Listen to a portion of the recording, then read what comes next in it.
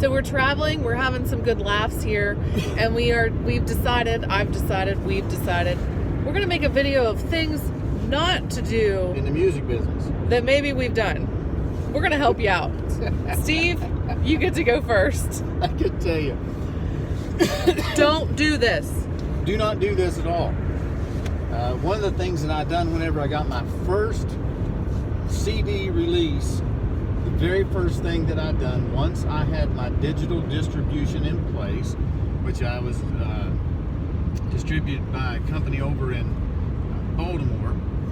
Once I got the iTunes links, Amazon links, and all that other stuff, what I decided to do was, if I could just reach the masses, people would buy my music.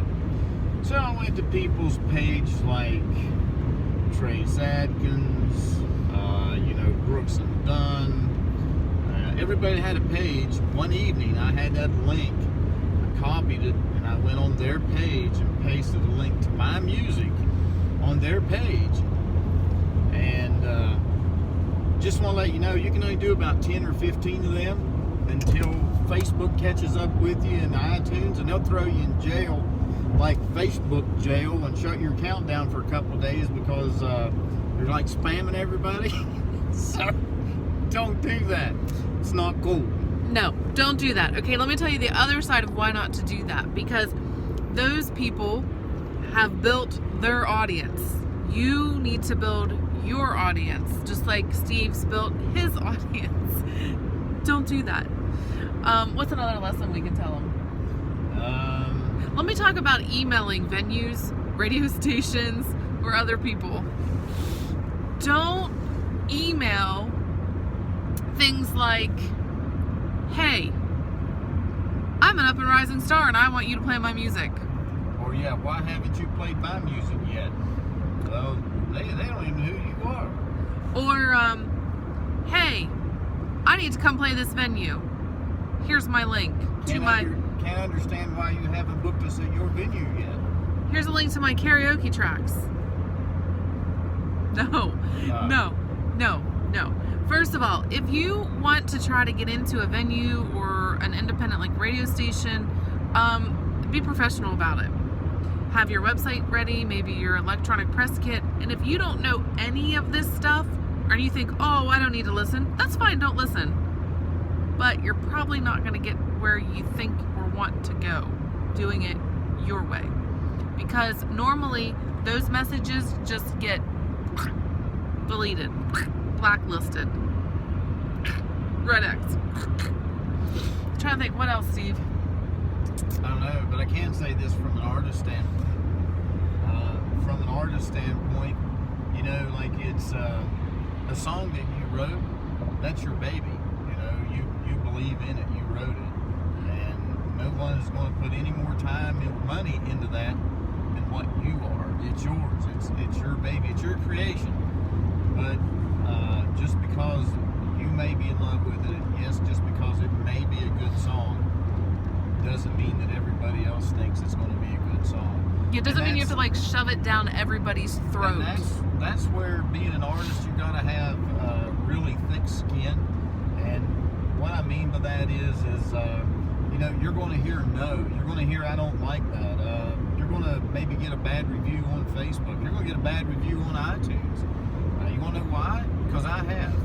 And you can either take it two ways. You can either get mad, you can bash somebody and try to lash back at them, or you can keep your mouth shut, figure out what you did wrong, write a better song, present yourself a whole lot better and in a different way. And an old saying goes that you can draw more flies with honey than you can vinegar.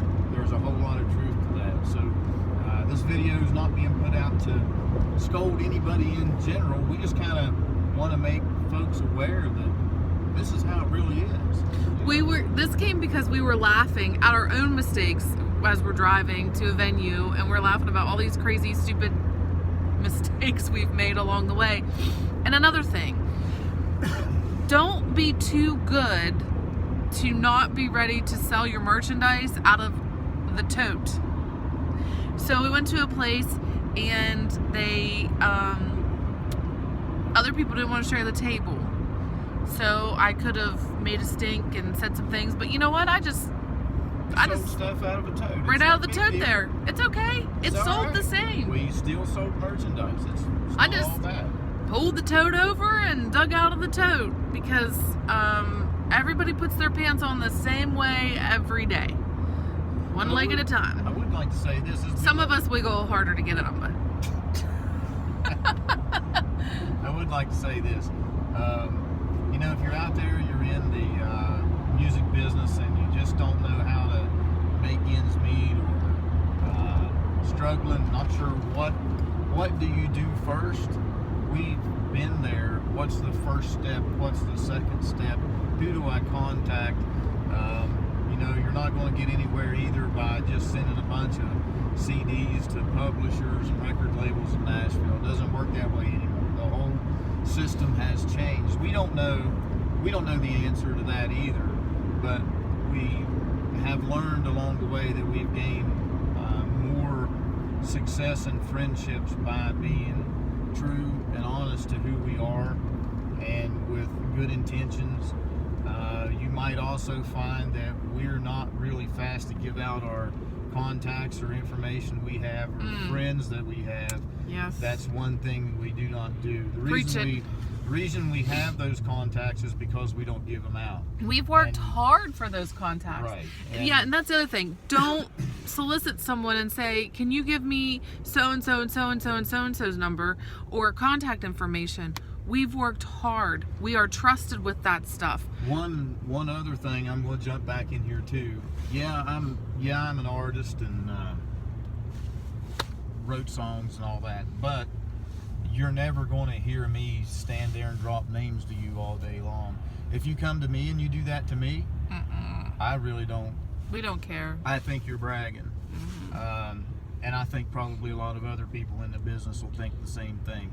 So don't do that either. It's not a good thing to do. I mean, there's a fine line. If asked, answer. If you're not asked, I wouldn't say anything. A lot of times, maybe that's why you might think that I'm probably a little more reserved, is because I just don't want people to think that I'm trying to blow smoke up their butt. But there is a fine line, like when you're on stage and you're telling a story, things get told then, or Exactly, we share exactly. stories like Yeah. through our email list. If you're on the email list, then you get like these intimate stories. Little shameless plug there, get on the email list, because we do get to share those things. But what I think, to clean it up a little better, what he's trying to say is he's not going around saying, "Hi, I'm Steve Smith. Oh, by the way, Kix Brooks wanted one of my songs.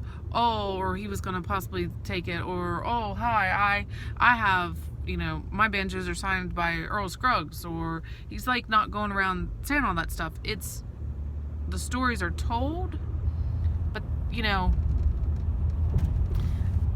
we've had, like, he just had an experience where someone dropped some names and it wasn't even correct information. And it wasn't, like, Steve knew it wasn't correct information. And I didn't say anything. I didn't refute the story that I heard. I just kindly agreed and went on my way. Yes. So those are just some lessons of things that we've learned. We were laughing at ourselves as we were driving to this venue in Fairmont. And the other thing, don't be afraid to play the smaller venues. We have a video with over 300,000 views right now and 5,200 shares, proving that point exactly. Don't be afraid to play the smaller venues. You're never too big to play the smaller venues. That's right. Right? All right. Bye. Hey, have fun, everybody. Whatever you're into today, have fun. Talk to you later.